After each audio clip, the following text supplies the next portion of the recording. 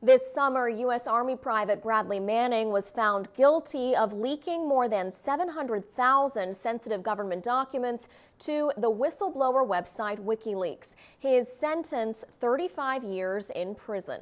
Now, his conviction on espionage charges has raised questions about how best to punish those accused of leaking classified material. It also put on display something rarely seen by the public at large, a military court-martial. VOA's Luis Ramirez has been covering the trial and talks to me about the unique challenges it presents to journalists.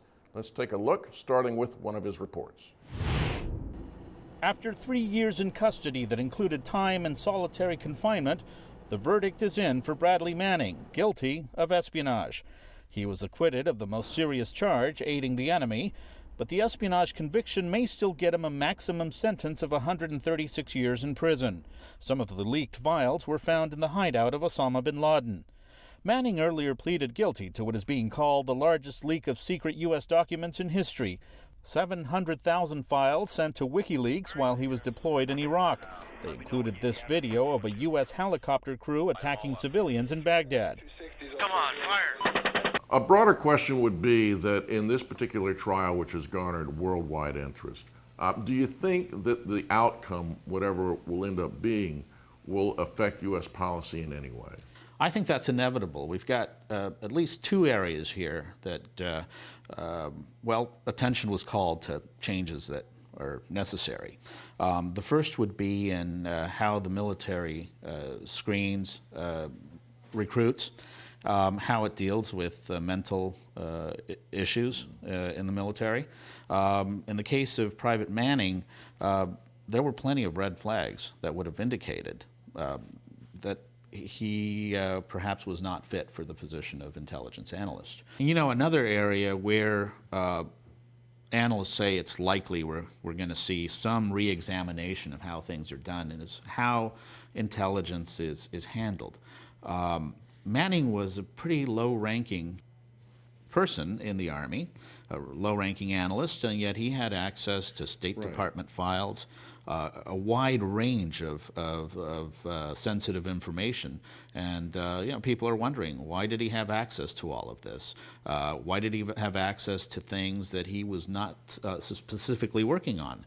Who shows up to really observe these proceedings? It's not just reporters, right?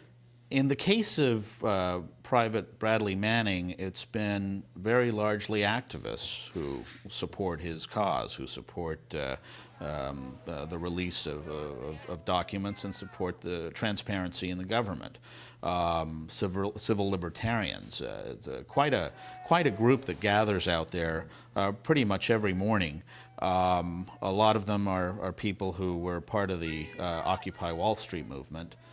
So you've got a wide array. Have you heard as to why something like that happens, how somebody like that might fall through the cracks, I guess? Well, his master sergeant took the stand and very clearly stated what his rationale was. Despite having a number of reports, first-hand reports of that this young man was having severe emotional problems, chose to keep him on. In one case, in one instance, he chose not to relay an email, a troubling email that he had received from Manning up to superiors, in which Manning described very severe emotional issues that were preventing him from basically from functioning.